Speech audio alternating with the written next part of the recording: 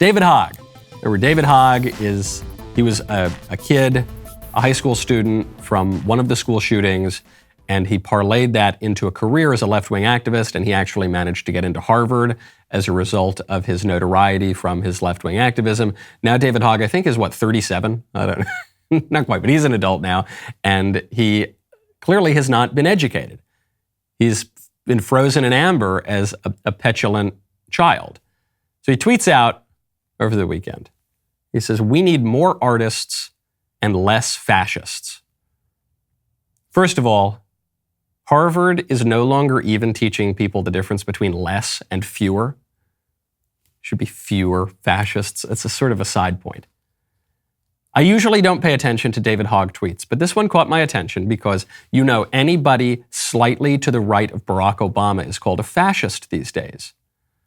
And the libs they've accused me of fascism. I've got this debate tomorrow at University of Pittsburgh. Oh, by the way, there's an update on that.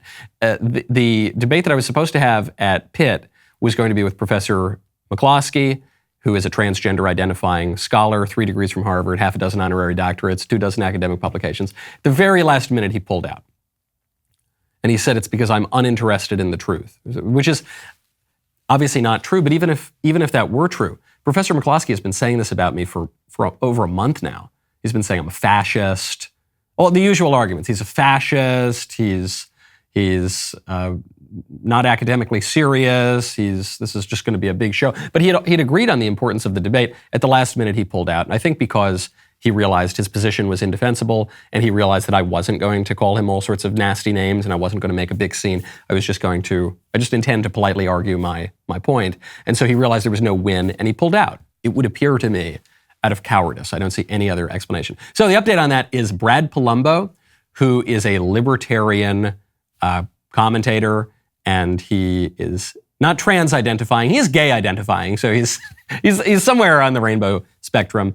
He is going to show up in debate. He won't defend McCloskey's full point. Brad has adopted more of a middle ground position on transgenderism. But the ISI reached out to, I think, 12 leftists, prominent leftists, that it felt would be good debate partners for this issue.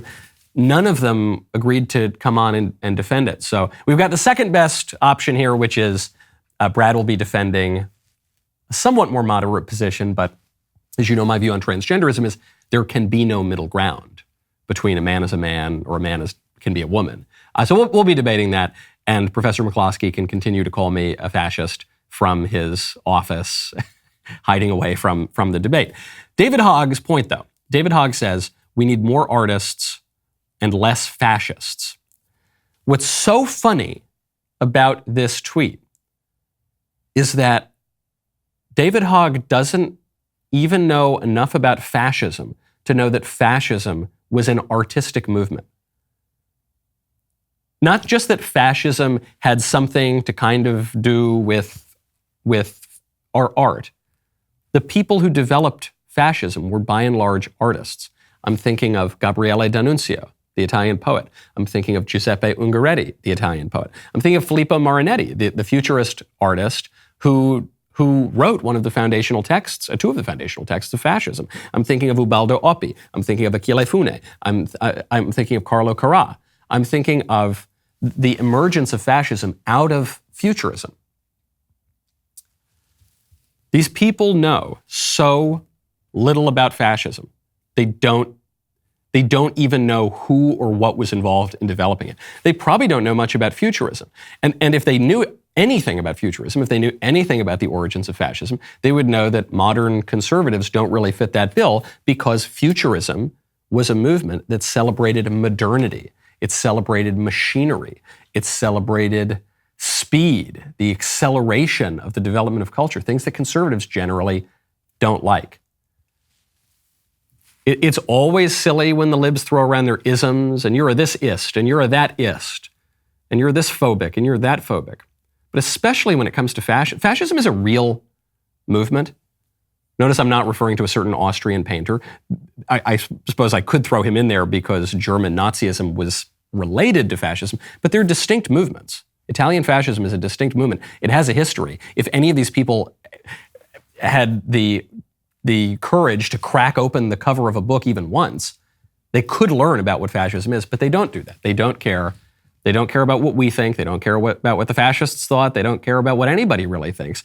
They don't care about reason. They don't care about intellect. All they care about is bludgeoning their political opponents on the head. And the word fascism is a good tool for that. George Orwell wrote about this. He said, fascism at this point basically just means something I don't like, something I don't agree with. So they'll club us on the head, and they will demonstrate their own ignorance. Now, speaking of political violence, there's a pro-life display at University of Arizona. Pro-life display with pictures of what abortion looks like. It wasn't particularly provocative, other than it showed the reality of abortion.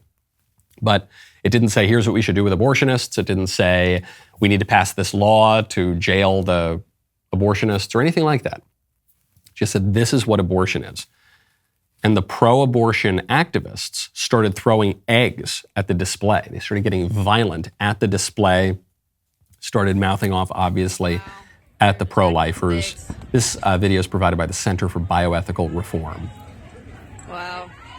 Putting aside for a second, even the issue of abortion, I'll be right back. if your first reaction to something in politics is to let your emotions run away and to become violent, that's a good sign that you are on the wrong side. The debate that we are having right now at the highest level in politics is about human nature. Human nature is defined by two things: the fact that we have will and the fact that we have intellect. That's what separates us from the animals and the plants and the rocks. We have intellect, we have a rational soul. We can know things abstractly. A pig can know something about where to find food, but a pig doesn't think about justice in the abstract. Human beings, uniquely among the terrestrial created beings, can do that. So we have intellect and we have will. We can actually will to do something, even if it's contrary to our basest appetites. So we've got will and intellect. And the purpose of education is to cultivate your will such that it is in accord with your intellect and in accord with right reason and in accord with reality. So on the one side of the debate, you've got will and intellect working together, which is what serious philosophers and statesmen for all of history have wanted. Then on the left side of the debate, you've got a vision of will and intellect being opposed to one another. You see this very clearly with transgenderism. The intellect knows that boys and girls are different. The intellect knows that if you're a man, you've got the body of a man, that you're not really a woman. But the will, you might have some disordered desire to be a woman. You might have some disordered desire to overcome the constraints of reality. And so in the left view, when there is some conflict between the will and the intellect, the will has to overtake the intellect. The disordered desire has to reign supreme over what you know to be true logically. You see this with abortion. With abortion, the intellect knows that the baby is a baby. It's very difficult to deny that the baby is a baby. But the will wants the license to murder the baby if the baby's inconvenient. And so in the logic of abortion, the will has to reign supreme and dominate what we know with our intellect to be true. This is why Naomi Wolf in the 90s, the feminist, said, look, we can all admit that the baby's a baby, but for women to have equal rights, the mother needs to be able to kill the baby in all of his humanity. This is why the libs, when they're being honest about abortion, they'll make jokes about babies. They'll say, yeah, I'm going to kill those babies. You bet I'm going to kill that baby. This is why the libs sometimes try to make arguments that the baby isn't really a baby, but they can never make a logical argument for it. They just have to invent new euphemisms. Say, well, that's just a clump of cells. Well, you're a clump of cells too. What's the meaning of the clump of cells? No, it's just a zygote. Well, that's just a word you've made up to refer to a little tiny human being. Well, it's just a fetus. A fetus is just a Latin word for offspring. Well, that's just I don't know. What do we run it? Can we make up a new word? Can we make up a new word that sounds like a Pokemon so that I can ignore the fact that it's a baby? That's what they do. But they don't make an argument for it. Because it has nothing to do with an argument. It's purely about will. And there are plenty of societies in history that have suppressed the intellect, suppressed reason, and governed not according to law, civil law, and the reflection in the civil law of the eternal laws of justice, of the natural law.